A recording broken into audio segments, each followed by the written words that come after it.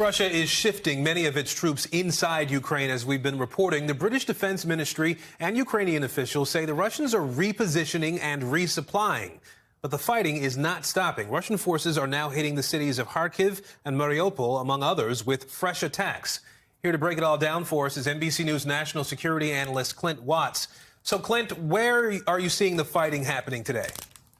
So it's interesting, if you just flash back 2 weeks ago when I was here, we'd be talking from this map, which is just coded in red from the Russian advances. Today, you're seeing fighting on many fronts.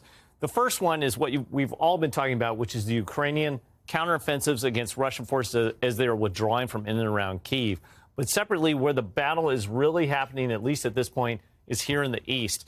Vladimir Putin, he said from the start that the region he wanted to capture was the Donbass, essentially this region right here.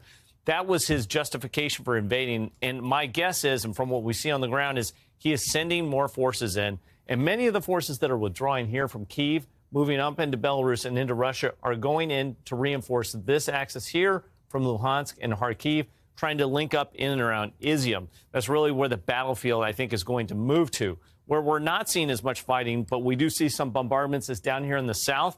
That's close to Mykolaiv. And Mykolaiv was the original battle that we saw in the south, where the Russian forces really got met with an advance in the counteroffensive from the Ukrainians. So I think going forward, we're going to be focused very heavily here in the east as the Russians try and claim something that they think they can win while they've been losing everywhere else. All right. Yeah, so we've been talking about this pullback a little bit, or a seeming pullback, pulling forces out of Kyiv, for example.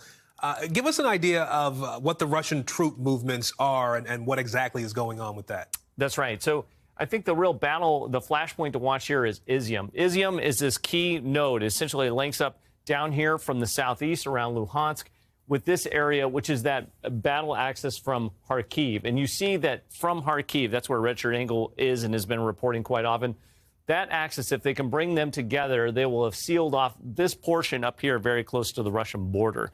They've got a serious problem, though, on their hands, because in all of these places, what you're seeing the Russians do is switch out personnel. Just look at their total number of personnel here, about 375,000 in terms of ground troops.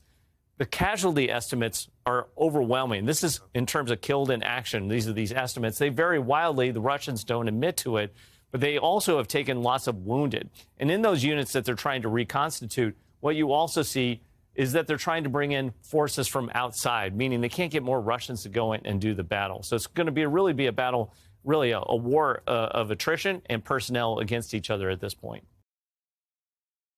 Thanks for watching our YouTube channel. Follow today's top stories and breaking news by downloading the NBC News app.